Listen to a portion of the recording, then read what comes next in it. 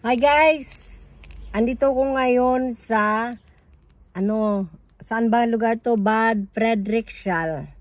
Dito kasi yung kaibigan ko na naoperahan ay niya ngayon, dinarive ko siya sa kanyang family doctor kasi kailangan kumuha siya ng ng sick leave paper niya at saka yung kanyang tahi, kailangan mapalitan ng Band-Aid yun. Kaya, ayan, nandito ko ngayon. Ayun siya guys. So, ayan ang pintuan ng doktor niya.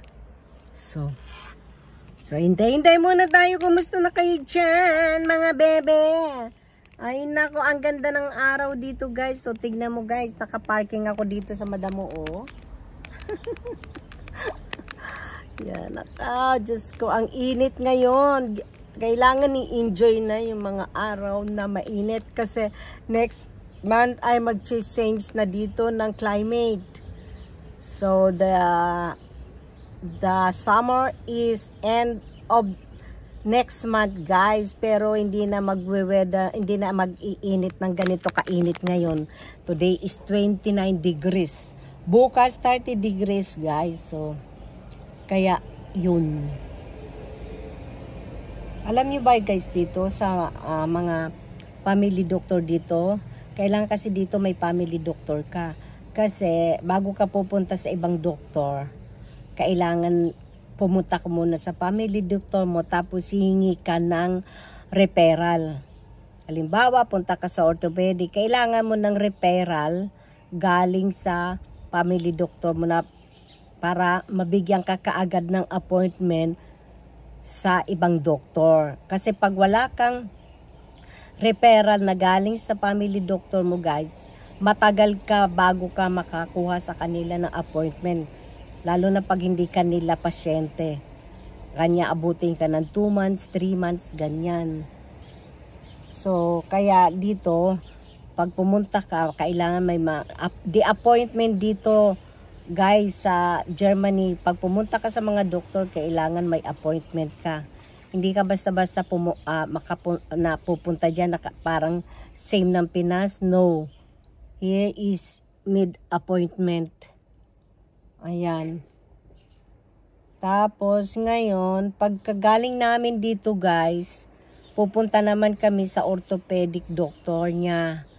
Kasi ibibigay yung papel na galing sa hospital at nakopya dadalhin sa orthopedic doctor niya. Doon din ako inoperan sa kaliwang kamay ko, yung carpal sa sa orthopedic doctor. Oh God. Sana tumahimik na kayo dyan, mga korap ng Pilipinas, mga buwisit kayo. Pinanakaw nyo ang pera ng bayan. Yung mga congressman dyan, kaya alam nyo na ngayon mga kababayan ko, sa susunod na election dyan, yung mga magnanakaw dyan, wag nyo na iboboto. At nako, makisama kayo ngayon sa Sunday, mayroon dyan malaking protesta, dapat sumama kayo. Kasi alam nyo ba, ang Diyos talaga ay inilabas na yan. Siguro, kaya alam mo ba guys, tingnan mo, pinabaha ng Panginoon yung buong Pilipinas para matuklasan na kung mga corruption dyan sa Pilipinas. Kaya maging wise na kayo, wag nyo na iboto yung mga congressman na yan, na mga magnanakaw na yan, nayupak na yan, letse na yan. Kawa, hindi mga, alam mo yung mga mayayaman dyan sa Pilipinas, lalong nagpapayaman sa nakaw. Paano kaya nila nasisikmurak? Nakakakain sila noon. Tapos yung mga anak nila ang luluho, magdamit yung mga anak naman nila, tanggap lang ng tanggap. Hindi ba sabihin, mama, saan galing tong pera na to? Bakit ganito, ganyan, ganyan? Diyos mio, Santissima. Sana yung mga anak ng mga congressman dyan na magnanakaw, habang kumakain kayo, mabilaukan sana kayo.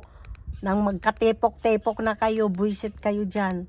Hindi na kayo naawa sa mga mahihirap dyan, na kagaya ko, na binabaha yung bahay. Lumulutang yung mga bahay nila sa baha. Bakit? Dahil ninanakaw nyo yung pera. ng bayan. Lahat yan, tax namin dyan. At kaming mga OFW, mas malaki ang binabayad namin sa inyo dyan. Buwisit kayo. Pag kayo magkakandidato, ang dami-dami yung mga pangako sa mga tao. Pero pag mga nakaupo na kayo, asa na yung mga pangako na yun? Tapos, nanakawin nyo pa ang pera ng taong bayan. Buwisit. Nakukuha nyo mabuhay ng luho. Tapos, hindi nyo naman pera. Pinaghihirapan nyo ng mga tao. Sabi ko, ba't hindi kayo lumaban ng patas? Mga hinayupak kayo dyan.